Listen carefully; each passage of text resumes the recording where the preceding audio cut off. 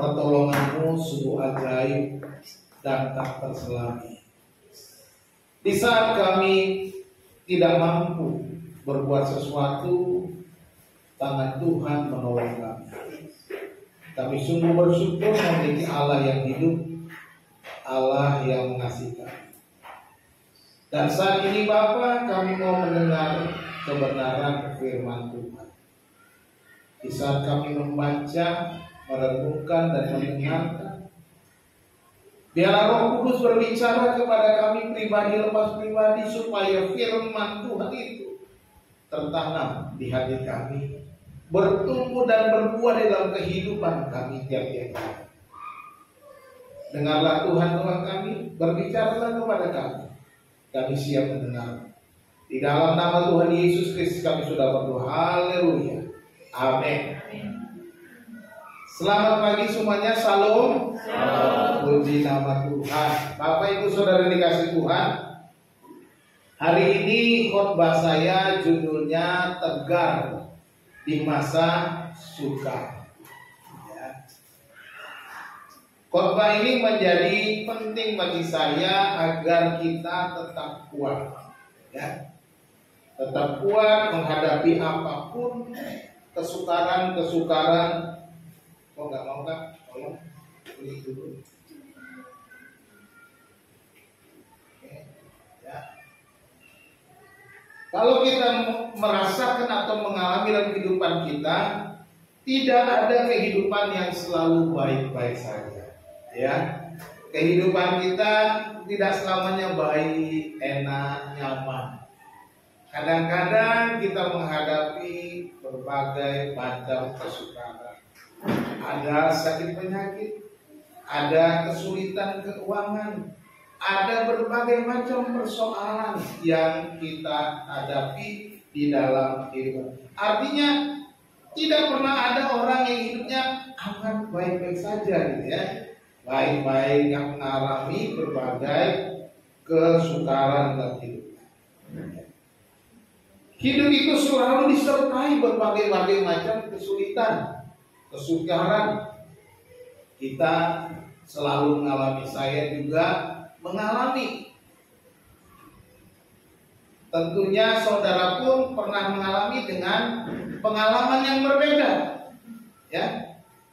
Dan semua tokoh Alkitab juga, nggak bisa ikut.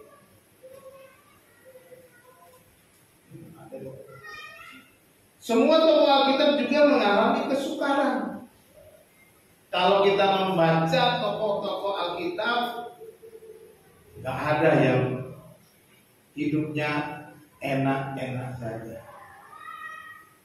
Satu contoh, Abraham ketika dipanggil Tuhan melangkah dari kampung halamannya pergi ke negeri yang Tuhan tunjukkan, sampai di tanah perjanjian terjadi kelaparan dan seterusnya, berbagai macam persoalan yang dihadapinya. Dalam perjanjian baru, Rasul Paulus juga mengalami berbagai macam kesukaran dalam pelayanannya, dalam pekabaran Injil. Dia pernah dilempari hingga hampir mati, bahkan orang menganggapnya sudah mati. Dia pernah mengalami karam kapal dan berbagai persoalan kesukaran yang ada. Dan hari ini kita melihat satu tokoh, yaitu Daud, juga mengalami berbagai macam kesukaran. Memang Daud mengalahkan Goliat dengan kekuatannya, ya. Belum tidak apa-apa. Ya boleh kita aja ini. Ya, memang Daud pernah, tetapi juga dia mengalami berbagai macam tantangan. Sebelum menjadi raja, dia mau dibunuh oleh Saul, raja yang berkuasa saat itu. Ketika dia memerintah sebagai raja, anaknya Absalom memberontak. Ketika dia bersenang hidup, banyak musuh-musuhnya yang mau menghabisi nyawa.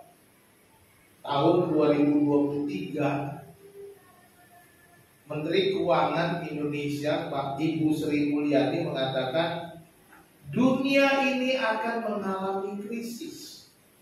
Bukan sekedar sekelompok negara, tetapi kata dunia, bahkan negara-negara besar, negara-negara Eropa mengalami krisis. Saya pernah mendapatkan sebuah artikel dan sudah pernah saya share sebuah video juga di Inggris, orang kelaparan. Kita berpikir bahwa negara orang-orang Eropa sana, orang Barat sana hidupnya enak, kaya raya. Tetapi ternyata mereka mengalami kelaparan. Dan 2023 negara-negara banyak yang kolaps karena krisis.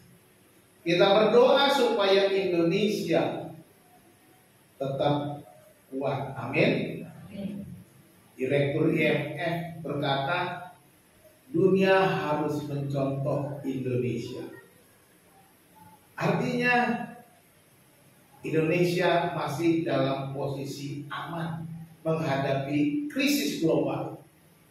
Tetapi saudara dikasih Tuhan, tentunya krisis global itu punya dampak juga sekalipun Indonesia bisa bertahan. Nah, saudara dan saya tentunya punya kehidupan yang berbeda. Nah, kita harus bisa tetap tegar di masa yang sukar. Hari ini belajar bagaimana menghadapi kesukaran dengan tetap percaya kepada Tuhan dalam Mazmur 13 ayat Mazmur 13. Berapa lama lagi kau lupakan aku terus? Bayangkan, Daud seolah-olah dilupakan oleh Tuhan. Daud seolah-olah tidak didengarkan oleh Tuhan. Jadi itu yang pertama, tidak ada jawaban dari Tuhan. Jawab, kau sembunyikan wajahmu. Berapa lama lagi kau sembunyikan wajahmu? Tuhan seolah-olah bersembunyi. Tuhan seolah-olah tidak mau bertemu dengan Daud. Tuhan seolah-olah tidak mau menyatakan pertolongan kepada Tuhan. Dan akhirnya, berapa lama lagi aku menaruh kekhawatiran dan bersedih hati, kata Daud. Yang ketiga, berapa lama lagi? Dan yang keempat, berapa lama lagi musuh-musuhku meninggikan diri, terus meninggikan diri atasku? Ini menunjukkan pertanyaan bahwa Daud seolah-olah berseru kepada Tuhan, berdoa kepada Tuhan, tetapi Tuhan tidak mau mendengar. Demikian juga ketika kita menghadapi kesulitan, ketika kita menghadapi sakit penyakit, seolah-olah kenapa Tuhan tidak menjawab doaku? Berapa lama lagi Tuhan aku menderita? Berapa lama lagi aku menahan sakit ini? Seolah-olah tidak ada jawaban. Tetapi menunjukkan ayat 6 itu bahwa Daud tidak peduli. Dia tetap percaya, dia tetap tegar, dia tetap berseru kepada Tuhan, dia tetap datang kepada Tuhan. Dia tetap tidak berubah percayanya kepada Tuhan, sekalipun seolah-olah tidak ada jawaban dari Tuhan. Situ kita melihat Tuhan berdiam diri. Tuhan tidak menjawab. Kadang kita juga mengalami tekanan yang sama. Bayangkan, dia terus khawatir, dia terus bersedih hati, dia terus ketakutan di dalam tekanan-tekanan yang dihadapi. Tetapi Daud berseru kepada Tuhan. Daud tetap berseru dan berharap kepada Tuhan. Daud tetap percaya sekalipun tidak ada jawaban dari Tuhan. Ini yang dilakukannya.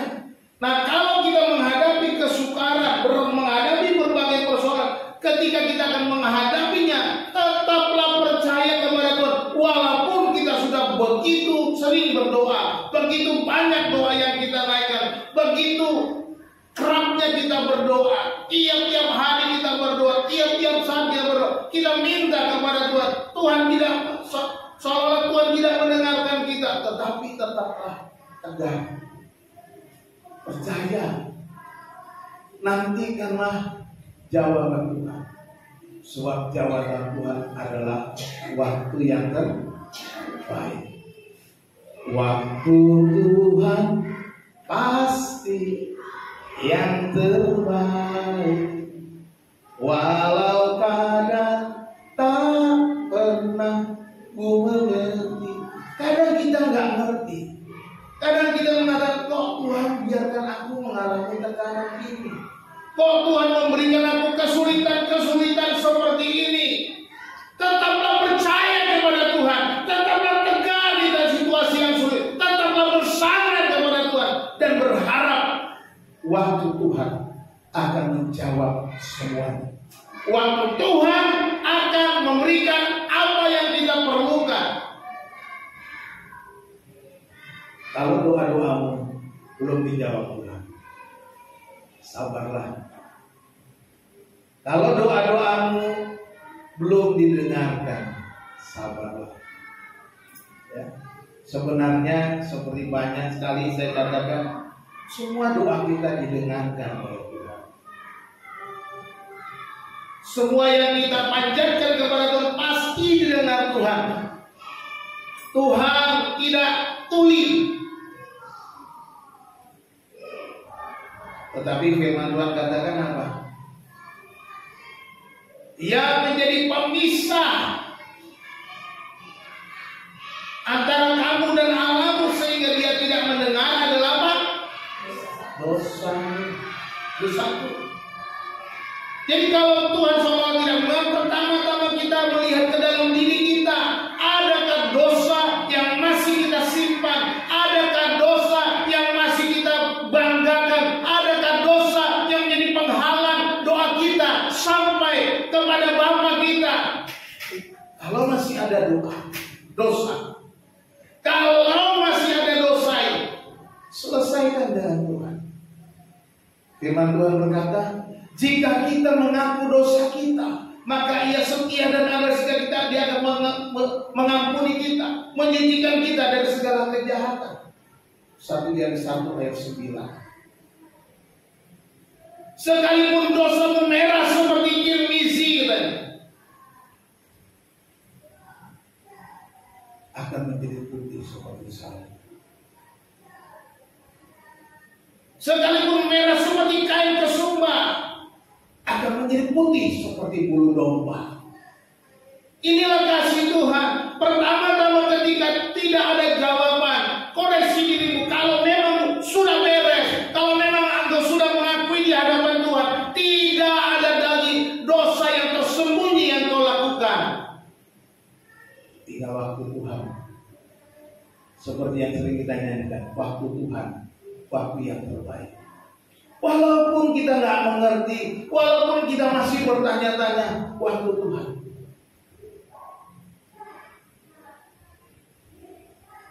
Yesus berkata mengajarkan kita supaya kita berdoa dengan tidak jemu-jemu. Digambarkan dengan seorang perempuan yang datang kepada seorang hakim yang lalim.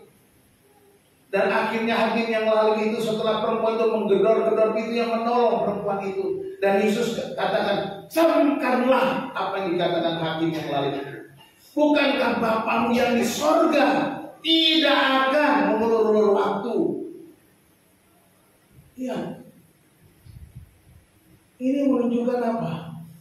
Bapamu mendengar, Bapamu mengasihi, Bapamu mengampuni. Dia menerima kau apa adanya.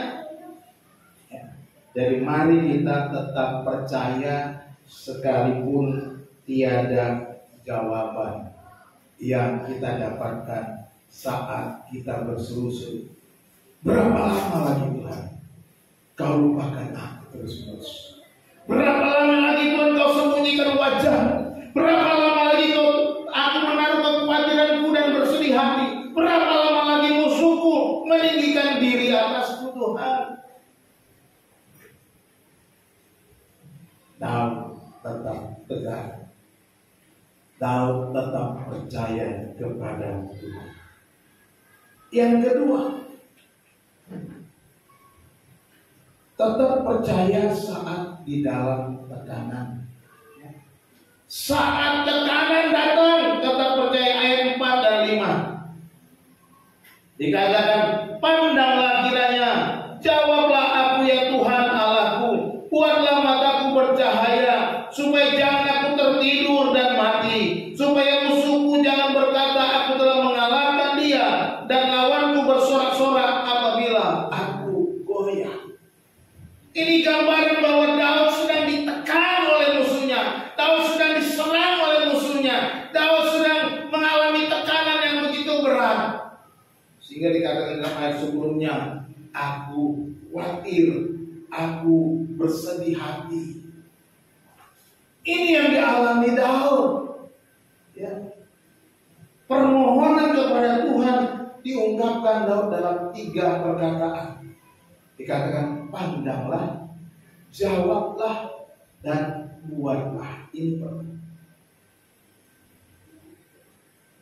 Daud berkata kepada Tuhan, pandanglah kiranya.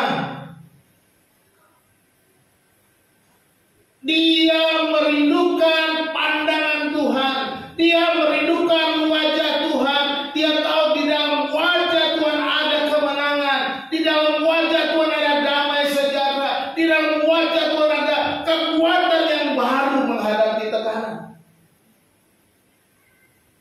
Jawablah aku. Ketika dia sudah tanya berapa lama lagi, dia sekarang, jawablah aku ya Tuhan, jawablah aku ya Tuhan. Dan dikatakan, buatlah mataku bercahaya. Artinya tadi dia bersedih hati, air mata tercurah. Sekarang dia minta apa? Buatlah mataku bercahaya, supaya jangan aku tertidur dan mati. Dia mau supaya tetap kuat, dia mau supaya tetap tegar, dia mau supaya tetap berjalan dan bukan mati. Tekanan terjadi karena musuh-musuhnya menekan dia, ya. Supaya musuhku jangan berkata, ini musuhnya bilang, aku telah mengalahkan dia dan lawan-lawanku bersorak-sorak apabila aku goyah. Ketika musuh kita sudah mengalahkan kita, kita mungkin merasakan tekanan yang berat. Dia melihat lawan-lawannya bersorak-sorak, sehingga dia mulai goyah. Ini tekanan yang dihadapi Daud. Tekanan yang saudara hadapi mungkin berbeda. Ya. Ini gambaran-gambaran yang diberikan oleh musuh-musuhnya yang menekan, supaya musuhku jangan berkata aku telah mengalahkan dia, dan lawan-lawanku bersorak-sorak apabila aku goyah. Ini tekanan yang dihadapi Daud.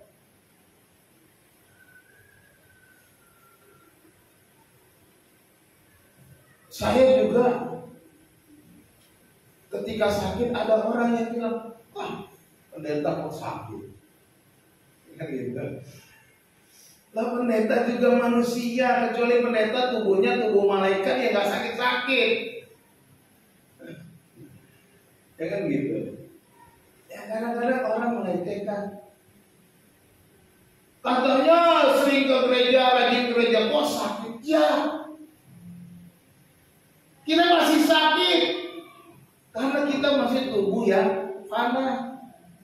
Nanti kalau tubuh yang mulia nggak ada sakit penyakit lagi. Tidak ada lagi air mata, tidak ada lagi sakit penyakit. Nanti di sorga bersama Bapa. Kalau saudara mau buru-buru ya cepet-cepet aja. Tuhan jemput saya duluan gitu. Ya kan? Semuanya kan pengen masuk surga, tapi nggak ada yang mau duluan. Itu selalu saya tanya, ada yang mau duluan? Nggak ada. Saya mau duluan. Tapi waktu tuh Tuhan. Walaupun kita minta duluan, kalau Tuhan bilang belum, kok tugas kau masih banyak, ya sudah, nggak jadi, tunggu kloternya. Jadi semuanya ada kloternya. Selama kita hidup, kita menghadapi persoalan, kita menghadapi kesukaran, menghadapi tekanan, tapi kita tetap tegar, tetap percaya kepada Tuhan, karena Tuhan tidak akan meninggalkan kita. Jadi kita lihat di sini, sekalipun Daud dalam tekanan yang dia tetap bersandar dan berserah kepada Tuhan. Ini yang dilakukan. apapun yang kau hadapi, krisis yang kita menurut prediksi dunia ini mengalami krisis global, tetap tenang, tetap percaya bahwa anak-anak Tuhan ada dalam perlindungan Tuhan. Amin. Kalau saudara mengalami tekanan, kesulitan, ingat perkataan Tuhan Yesus. Burung-burung di udara Dia pelihara, bunga-bunga di padang Dia apalagi kamu, kata Tuhan.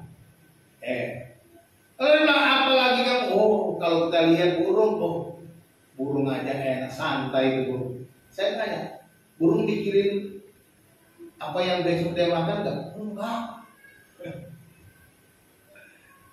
Dia terbang sana, terbang sini, wah. Lalu berkicau di sana sini. Apalagi kalau burung yang kicaunya bagus, wah. Itu anaknya Pak Is yang suka piara burung, ya.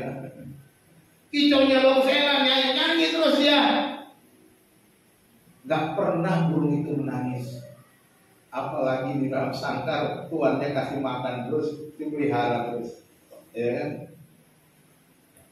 Yang di dalam sangkar aja masih ada yang pelihara, diperhatikan. Burung yang terbang bebas juga Tuhan perhatikan. Rumput-rumput, bunga-bunga di ladang sana, di padang sana, Tuhan yang kasih hiasan yang indah, bunga-bunga. Walaupun ini bunga-bunga plastik, bunga-bunga bukan bunga asli tapi indah. Tapi aslinya indah, benar. Saudara-saudara dikasih Tuhan, kalau kita menghadapi tekanan 2023, ingat firman Tuhan. Bersandar terus kepada Tuhan, tetap percaya kepada Tuhan, jangan goyah sedikit pun, setapak pun jangan mundur, jangan mengatakan wah tidak enak. Apalagi ketika ada orang berkata, tinggalkan Tuhan. Kalau mau enak, ini kasih jabatan. Kalau mau enak, pergi ke sana, di sana ada ahlinya. Kalau kau mau bisnismu berhasil, kalau mau bisnismu berlipat ganda, di sana ada ahli pengasihan. Di sana engkau bisa dapatkan rezeki banyak, katanya.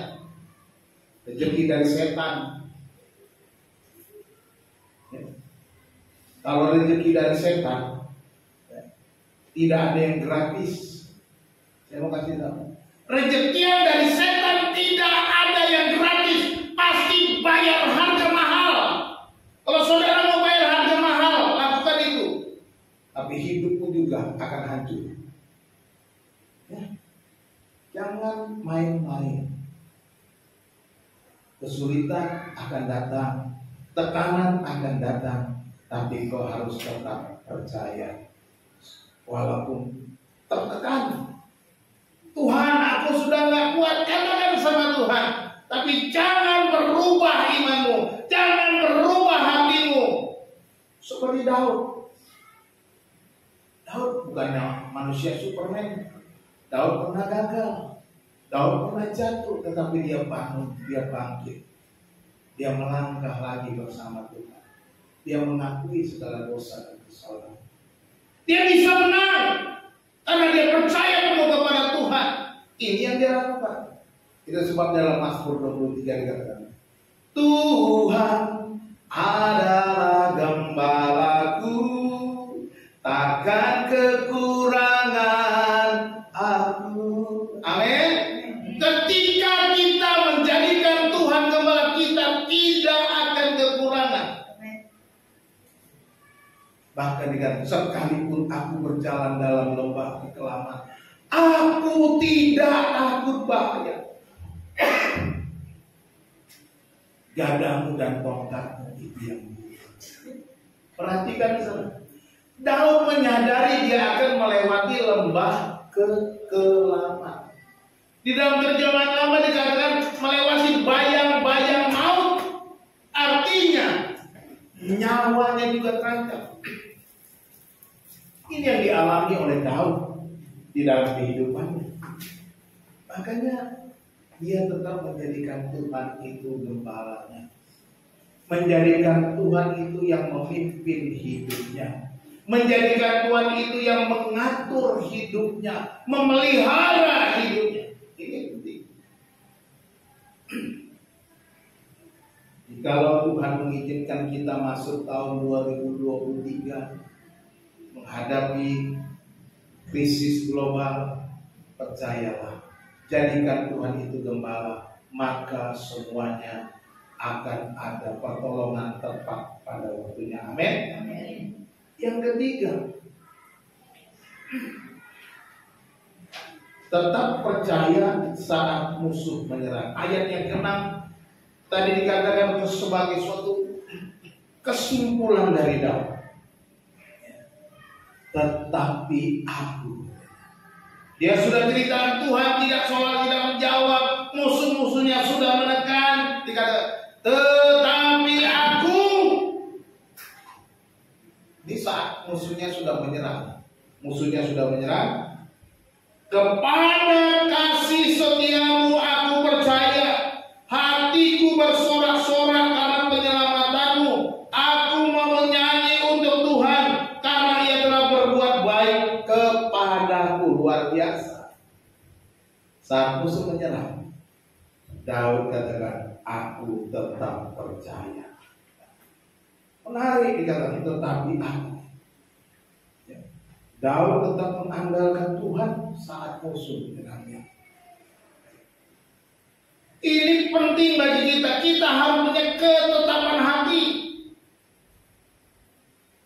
Ini kan kata tetapi kontras keadaannya. Walaupun dia ditekan, walaupun dia Tuhan seolah tidak menjawab, tetapi aku nggak berubah. Percaya aku tidak goyah. Percaya aku tidak akan berubah selama-lamanya. Tetapi aku kepada kasih setiamu aku percaya.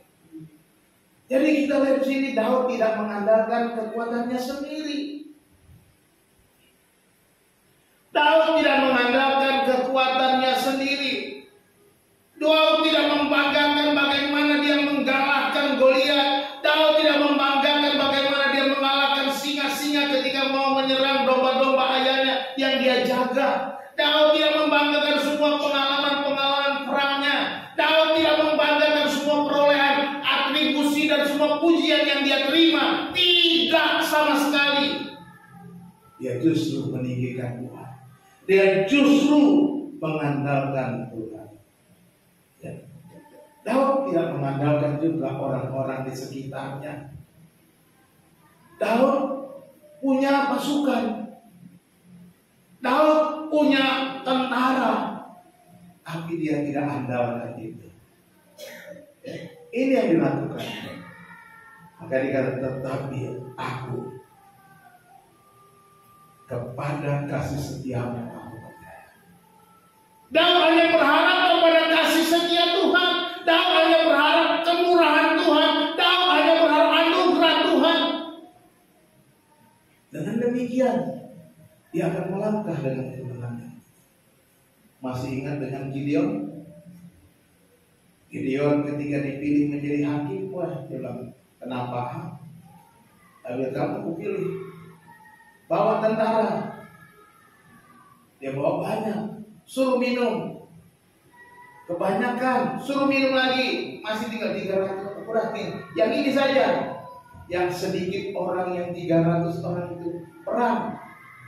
Karena Tuhan tidak mau Gideon, bangsa Israel, membanggakan diri karena kekuatan mereka. Tuhan mau supaya setiap orang mengandalkan Tuhan dan memuliakan Tuhan dan berkata, kemenangan yang kudapat oleh karena Tuhan, kemenangan yang kuraih oleh karena campur tangan Tuhan, kemenangan yang kudapatkan semua karena pertolongan Tuhan. Kita boleh saja pintar, kita boleh saja kaya, kita boleh saja punya teman pejabat, kita boleh saja punya saudara keluarga yang punya kedudukan. Tapi jangan andalkan itu. Andalkan Tuhan. berharap pada kasih setia Tuhan. Bukan kepada semua yang kita miliki. Semua itu fana. Semua itu dapat dikalahkan. Tidak ada kekuatan di dunia ini yang dapat dikalahkan. Yang tidak dapat dikalahkan di dunia ini. Semua dapat dikalahkan.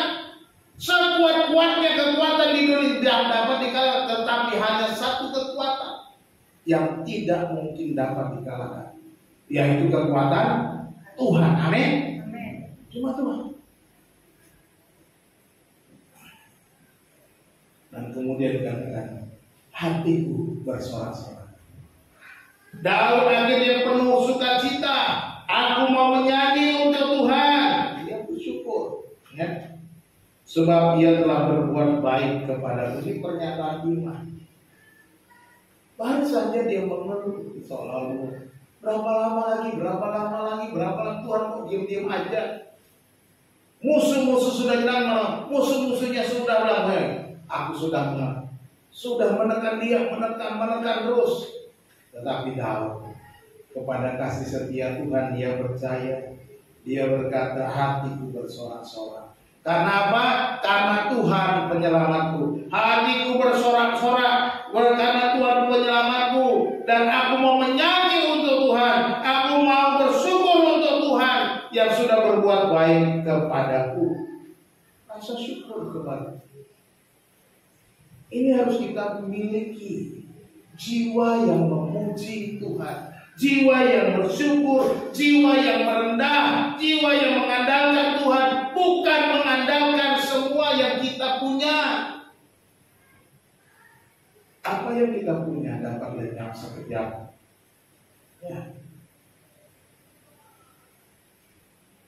Apa yang kita dapatkan sekarang bisa hilang lenyap sekejap.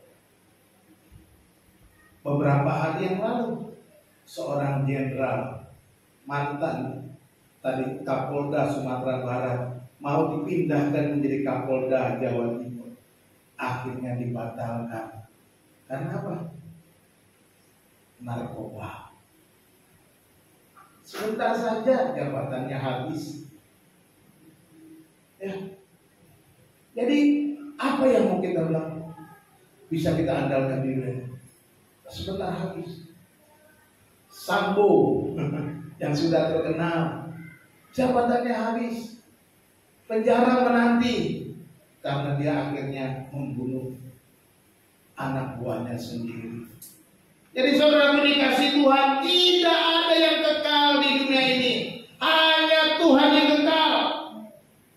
Makanya dikatakan, ia telah berbuat baik kepadaku, karena Tuhan telah berbuat baik. Nantikanlah perbuatan Tuhan, nantikanlah kebaikan Tuhan yang melimpah-limpah di dalam kehidupan kita. Maka kita akan mengalami kemenangan demi kemenangan. Saudara yang dikasih Tuhan, belajar dari Daud. Dia tetap tegar di masa sukar.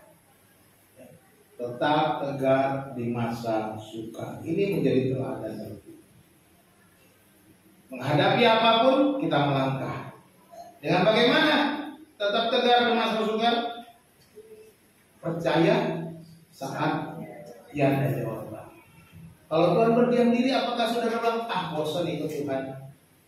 Percuma ikut Tuhan, udah berdoa banyak, udah rajin ke gereja, udah rajin persekutuan, kok doaku nggak dijawab? Sabar dulu Pak. Ya. Waktu Tuhan. Belum bertindak, jangan langsung meninggalkan Tuhan. Tetap percaya saat dia dijawab. Jadi jangan pernah berhenti berdoa kepada Tuhan. Sebab Tuhan punya banyak cara memberikan jawaban. Amin. Tuhan punya banyak cara. Sabar dulu deh. Sabar dulu Bu. Sabar dulu Pak. Nantikan Tuhan berkarya indah pada waktunya. Amin. Nantikan Tuhan berkarya. Terus berdoa, minta terus. Seperti Yesus bilang, jangan kamu jemu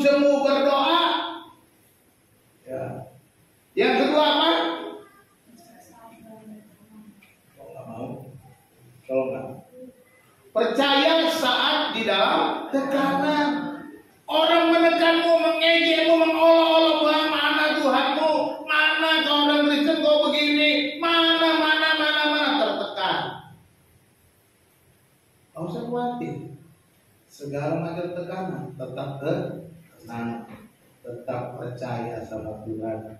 Ya, jadi kita harus tetap tenang dalam situasi sulit yang menekan.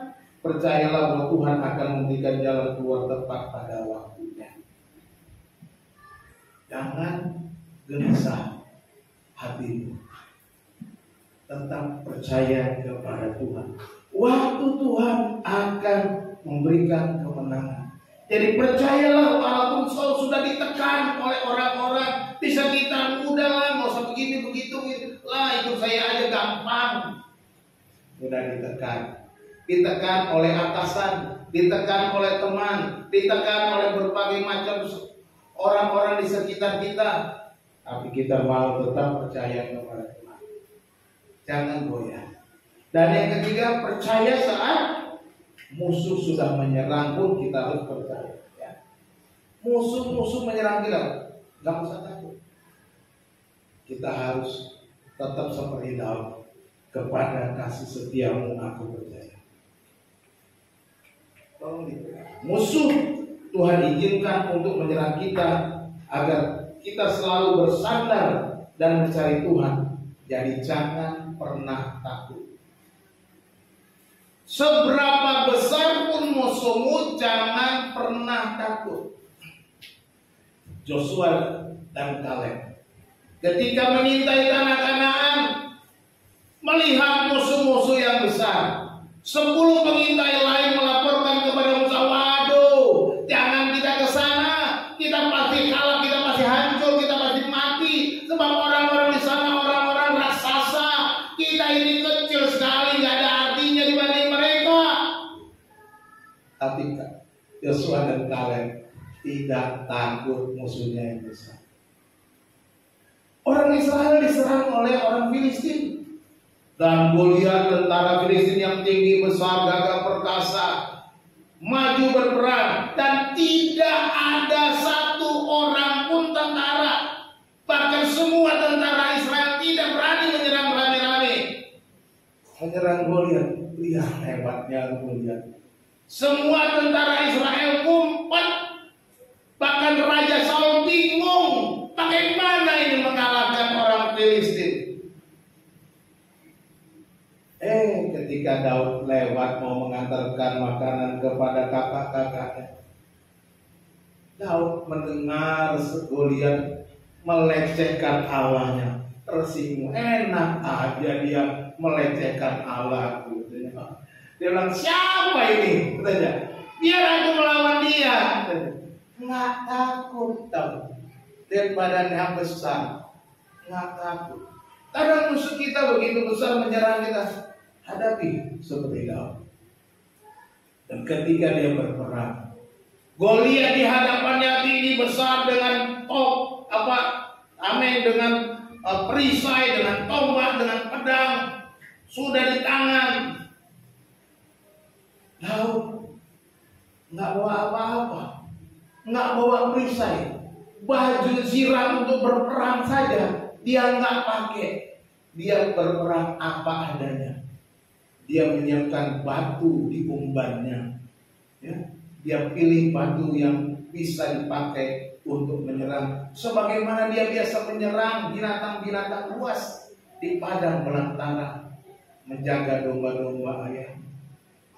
Dan Daud bukan hanya mengandalkan umbannya, tapi dia bilang apa?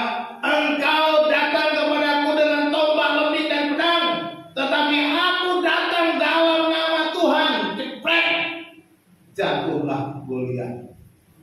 Ya, bukan umbannya, tapi percayanya kepada Tuhan. Bukan umbannya Daud yang mengalahkan Goliat, tetapi imannya besar. Imannya lebih besar daripada musuh yang dihadapinya. Oleh sebab itu saudara dikasih Tuhan, milikilah iman yang besar, mengalahkan musuh-musuh yang besar. Akhirnya sebagai penutup, masalah bukanlah tanda untuk berhenti. Ia adalah petunjuk. Ini menurut pendeta Robert Schuller. Ini petunjuk bagi kita untuk kita tetap mengandalkan Tuhan. Petunjuk bagi kita supaya kita tetap percaya kepada Tuhan. Petunjuk bagi kita untuk melangkah bersama Tuhan. Bisa ada petunjuk kan? Tapi kita sebagai orang percaya, petunjuk bahwa Tuhan akan memberikan kemenangan kepada kita.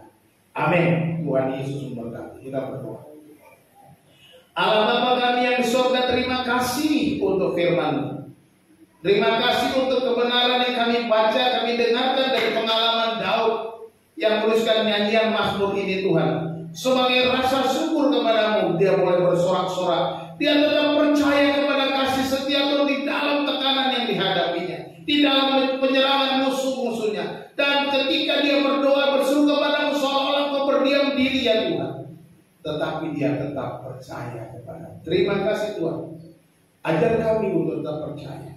Sekalipun musuh kami besar, tapi kami mau tetap iman kami lebih besar. Sebab Allah kami lebih besar daripada segala musuh-musuh kami. Allah kami lebih besar dari segala persoalan-persoalan yang kami hadapi. Allah kami lebih besar daripada krisis yang kami hadapi. Dan kami percaya janji, kalau Allah memelihara burung di udara, mendandani sedemikian indah bunga-bunga di padang, Engkau juga akan memelihara kami dan mendandani kami. Terima kasih Tuhan Yesus terjadi. Kami pegang firman-Mu Tuhan. Ajar kami hidup menurut firman. Terpujilah nama Tuhan. Hamba-Mu selesai berbicara ya Tuhan. Biarlah Roh Kudus Engkau yang berbicara kepada kami tiap-tiap hari ketika kami melangkah dalam pekerjaan kami, dalam aktivitas kami di mana saja ya Tuhan. Mampukan kami mengikuti suara kehendak. Dalam nama Tuhan hamba berdoa. Haleluya. Amin. Saya serahkan kepada yang bertugas.